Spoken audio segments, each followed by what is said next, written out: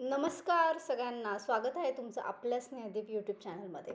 आज आम्ही तुम्हाला घेऊन जाणार आहोत एका अत्यंत पवित्र आणि निसर्गरम्य प्रवासावर, आणि ते म्हणजे श्रीपाद श्री वल्लभ यांचे जन्मस्थान पिठापुरम आणि विशाखापट्टणम येथे.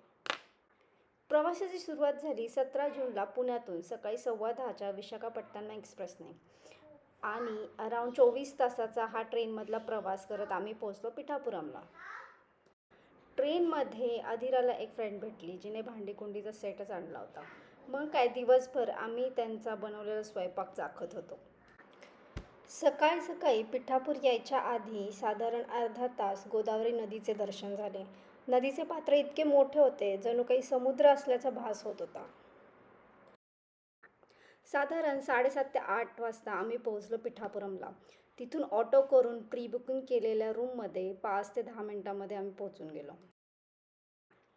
विलक्षण योगायोग म्हणजे वार होता दत्तगुरूंचा गुरुवार, विनायक चतुर्थी, आणि त्याच दिवशी गुरुपुष्यामृत योग देखील होता. पूर्ण दिवस पिठापूरमध्ये व्यतीत केल्यावर दुसऱ्या दिवशी तिथून जाणे म्हणजे थोडं अवघडल्यासारखं होत होतं. पिठापूरला पारायण करायला देखील जाऊ शकता, आणि संध्याकाळी 7 वाजता पालखी सेवा देखील असते. त्याचे तिकीट मात्र सकाळी 6 वाजता चालू होते, आणि ते फक्त 20 लोकांसाठी मर्यादित असते.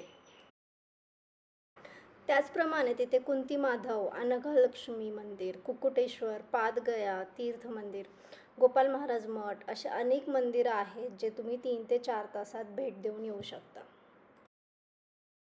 मिनलताईंनी ही टूर प्लॅन अँड एक्झिक्यूट केली होती. आता त्यांनी कुकुटेश्वर मंदिराची गोष्ट सांगितली आहे, ती ऐकूयात.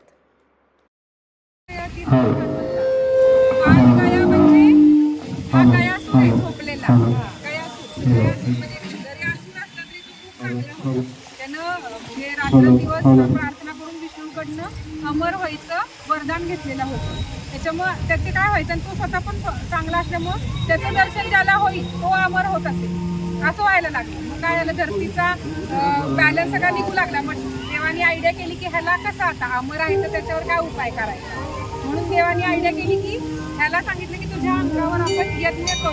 म्हणजे हा आता इथं दिसतोय, पण ह्याचे पाय गळेला आहे, बिहारमध्ये गळेला, आणि धड इकडे. आता त्याला झोपवलं, त्याच्या अंगावर यज्ञ करायला सांगितलं, आणि सांगितलं की सकाळ होईपर्यंत तू हलायचं नाही, ते चालू राहील. सकाळ व्हायच्या अगोदर तू उठला तर तू मृत्यू पावशील असं. आणि मग शंकरांनी कोंबड्याचं रूप घेतलं आणि मध्यरात्रीच बाग दिली, आणि त्याला वाटलं सकाळ झाली म्हणून ते उठून उभा राहिला, आणि त्याचा मृत्यू झाला.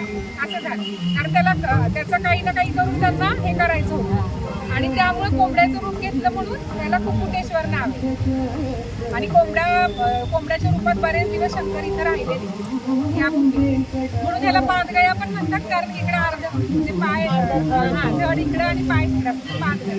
आणि हे आपले कसे प्रत्येक महाराष्ट्राचे 12 ज्योतिर्लिंग, तसं हे आंध्रातलं एक महत्वाचं इथं पिंडदान होतं. आपल्याकडे कसं त्र्यंबकेश्वरला होतं तसं इथं पिंडदान पिंडदान इकडं ही एक क्षेत्र खूप महत्वाचं. इथं स्वयंभू दत्ताची मंदिर आहे, स्वयंभू दत्त महाराजांची असं आहे. महत्व खूप जास्त आहे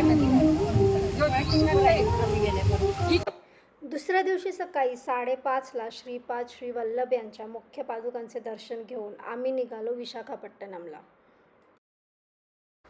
विशाखापट्टणमला साईट सीनमध्ये तुम्ही बालाजी मंदिर, सीमाचलम मंदिर, कैलाशगिरी आणि RK किंवा ऋषिकोंडा बीच हे व्हिजिट नक्की करू शकता.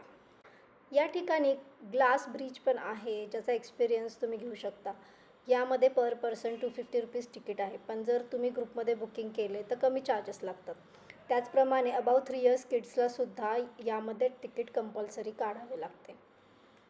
अशा प्रकारे बघता बघता 3-4 दिवस कसे गेले हे कळालं नाही, आणि परतीचा प्रवास सुरू झाला, ते पण with positive energy, good memories. Special thanks to trip organiser मिनलताई. तुम्हाला पण अशा फ्युचर ट्रिप्सला यायचं असेल तर कमेंटमध्ये नक्की सांगा. भेटूया पुढच्या व्हिडिओमध्ये. Till then take care, bye bye.